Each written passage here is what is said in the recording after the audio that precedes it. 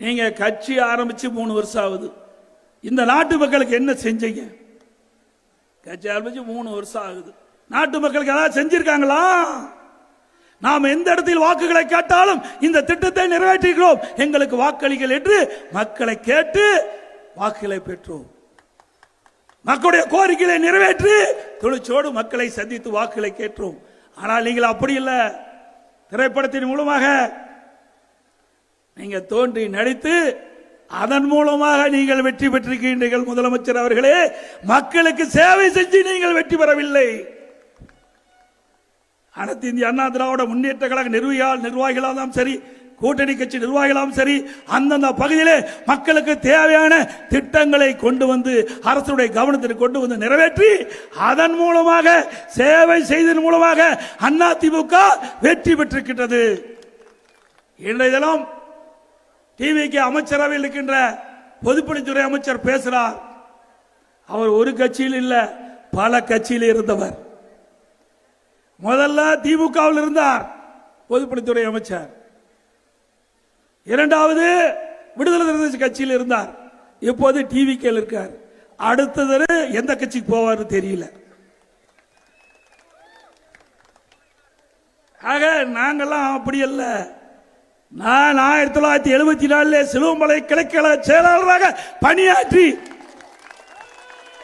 கிட்டத்தட்ட எண்ணி பாருங்க 51 ஆண்டு காலம் அனைத்து இந்திய அண்ணா திராவிட முன்னேற்ற கழகத்திலே தொடர்ந்து இருந்து கொண்டிருக்கின்றேன். மக்களுக்காக பணி செய்து கொண்டிருக்கிறேன், கட்சிக்காக பணியாற்றி கொண்டிருக்கிறேன் என்பதை நினைவிலே வைத்துக் கொண்டு பேசுங்கள். அதே போல கடந்த திராவிட முன்னேற்ற கழக ஆட்சியில் திமுக தலைவர் அடிக்கடி பேசுவார். எடப்பாடி பழனிசாமி 10 சட்டமன்ற தேர்தலில் தோல்வி கண்ட பழனிசாமி, 10 தேர்தலில் தோல்வி கண்ட பழனிசாமின்னு சொன்னார். ஆட்சி அதிகாரத்தில் இருக்கும் போது இப்ப என்னாச்சு? அவரே தோத்து போயிட்டார். ஆட்சி அதிகாரம் இருக்கும் போது ஜாக்கிரதையா பேச வேணும்.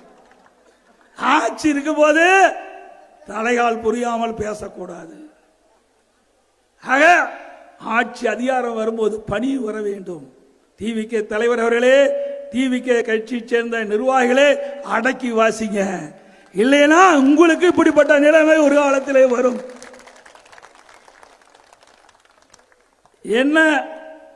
என்னை 10 தேர்தல் தோல்வி கண்ட பழனிசாமின்னு சொன்னவர் அவர் தோற்று போனார். உங்களால் எடப்பாடி சட்டமன்ற தொகுதி வாக்காளர் மக்களால் 98,000 வாக்குகள் அதிகம் பெற்று தமிழ்நாட்டிலேயே அதிக வாக்கு வித்தியாசத்திலே வெற்றி பெற்ற சட்டமன்ற உறுப்பினர் என்ற பெருமையை நீங்கள் தேடி தந்திருக்கிறீங்க.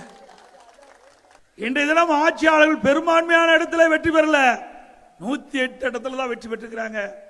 8 மாவட்டத்தில் ஒரு இடத்துல கூட அவர்கள் வெற்றி பெறவில்லை. இன்றைக்கு அவர் பல கட்சிகள் ஆதரவு கொடுத்து தான் இன்றைக்கு ஆட்சியில் அமர்ந்திருக்கிறார். டிவிக்கு ஆட்சியில் அமர்ந்திருக்குது. இந்த ஒரு நாற்காலிக்கு 4 கால் இருக்கும், அதுல 2 கால் தான் இன்றைய ஆட்சியாளருடைய கால், 2 கால் இரவல் கால். திராவிட முன்னேற்ற கழகத்தின் மூலமாக வெற்றி பெற்று அந்த கூட்டணி கட்சிகள் இன்றைய டிவிக்கு ஆதரவு கொடுத்து அதனால ஆட்சி அமைச்சிருக்கிறீங்க. அந்த 2 கால் எப்பொழுதானாலும் நகர்கின்ற பொழுது நாற்காலி தானாக சாயும். அப்படிப்பட்ட நிலைமை தான் டிவிக்கு இருக்குது என்பதை எண்ணி பார்க்க வேண்டும். தேர்தல் நேரத்தில் டிவிகே தலைவர் குறிப்பிட்டார், 2 திராவிட கட்சிகளும் அகற்றப்பட வேண்டும் என்று குறிப்பிட்டார். ஆனால் இன்றைக்கு நிலைமை என்ன?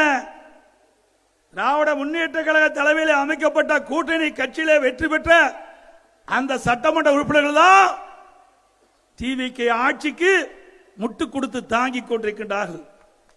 அவருடைய தயவை, அதான் அவருடைய திராவிட முன்னேற்ற கழக தலைமையில் அமைக்கப்பட்ட கூட்டணி இன்றைக்கு கம்யூனிஸ்ட் கட்சிகள், விடுதலை சிறுத்தை கட்சி மற்றும் சில கட்சிகள் ஆதரவு கொடுத்த காரணத்தினால்தான் இன்றைக்கு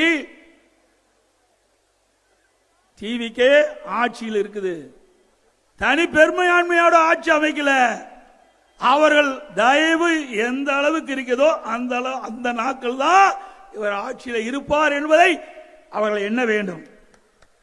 அனைத்து இந்திய அண்ணா திராவிட முன்னேற்ற கழகத்தை போல பொறுத்தவரை பீனிக்ஸ் பறவைகளை போல உயிர் பெற்று மீண்டும் அனைத்து இந்திய அண்ணா திராவிட முன்னேற்ற கழகம் பெரும்பான்மை மக்கள் ஆதரவு பெற்ற ஆட்சி அமைக்கும்.